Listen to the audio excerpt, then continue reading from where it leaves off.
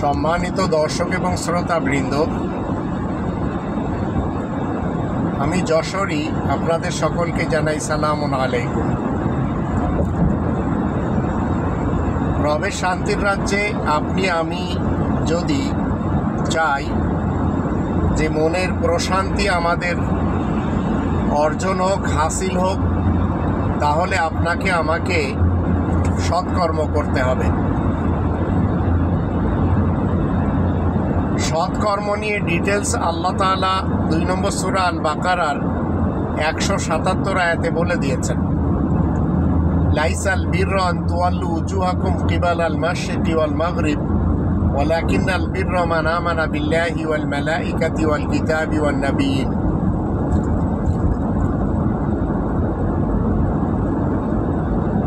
মান আমানা বিল্লাহি ওয়াল ইয়াউমিল আখির ওয়াল মালাইকাতি ওয়াল কিতাবি ওয়ান নাবিয়্যিন وآتى المال على حبه ذوي القربى واليتامى والمساكين وابن السبيل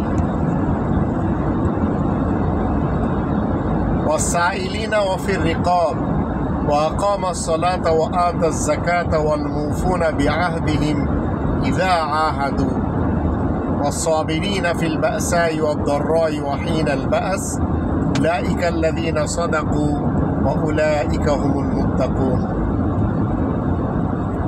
নেকি এ নয়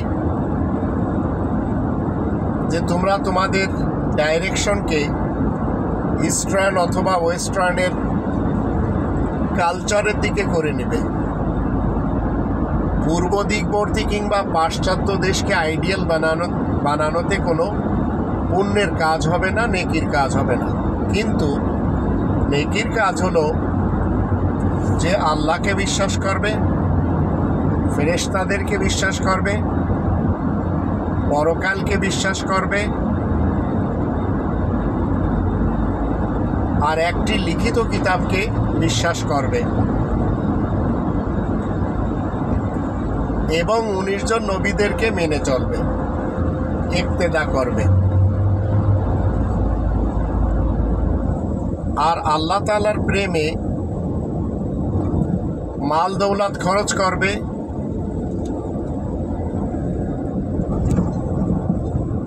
আত্মীয় স্বজনদের মাঝে,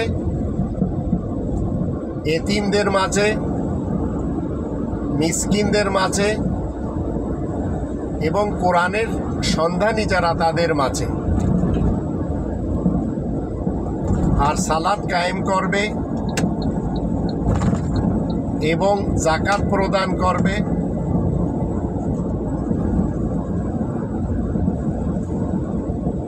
আর ওয়াদা যখন করবে তখন সেটি পুরা করবে, আর ধৈর্য ধরে থাকবে।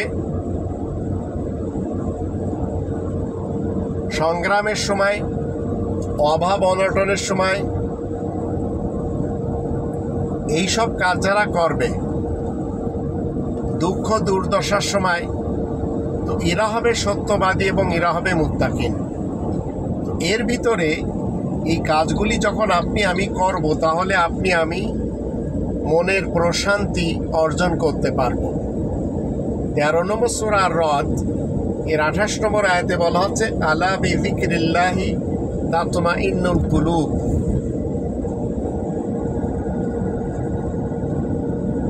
আল্লাহ তাআলার স্মরণে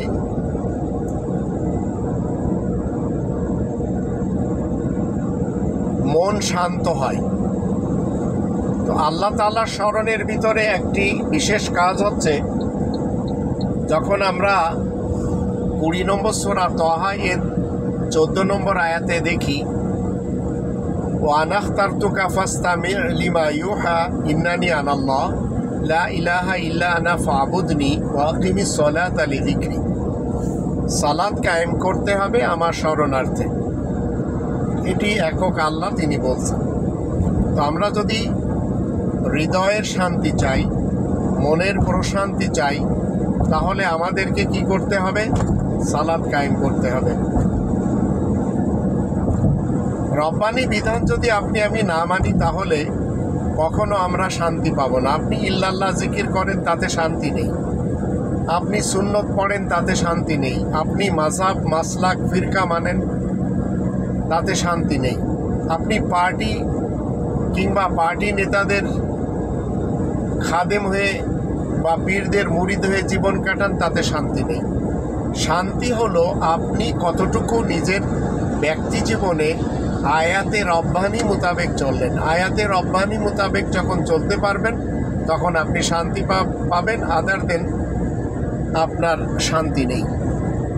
আর যখনই পৃথিবীতে আপনার আমার শান্তি নেই, তখন মনে রাখবেন পরকালে কোনোভাবে আপনাকে আমাকে মহাশান্তি দেওয়া হবে না। তাই 16 নম্বর সূরা নাহলের 97 আয়াতে বলা হচ্ছে, মান আমিলা সালিহাম মিন যাকারিন আও উনসা ওয়া হুয়া মুমিন ফালানুহইয়ান্নাহু হায়াতান তাইয়্যিবা ওয়া লানাজজিয়ান্নাহুম আজরাহুম বিআহসানি মা কানু ইয়ামালুন। যে ব্যক্তি ঈমান আনার পর সৎ কাজ করবে, সংশোধনের কাজ করবে, নারী এবং পুরুষের মধ্য থেকে, আল্লাহ বলছেন আমি তাকে সুন্দর এবং পবিত্র জীবন দিয়ে বাঁচিয়ে রাখবো, আর পরকালে তার কোনো সমস্যা হবে না, উত্তম বদলা সে পাবে। তাই আসুন আমরা সৎকর্ম নিজেরা করি এবং প্রশান্তি লাভ করি।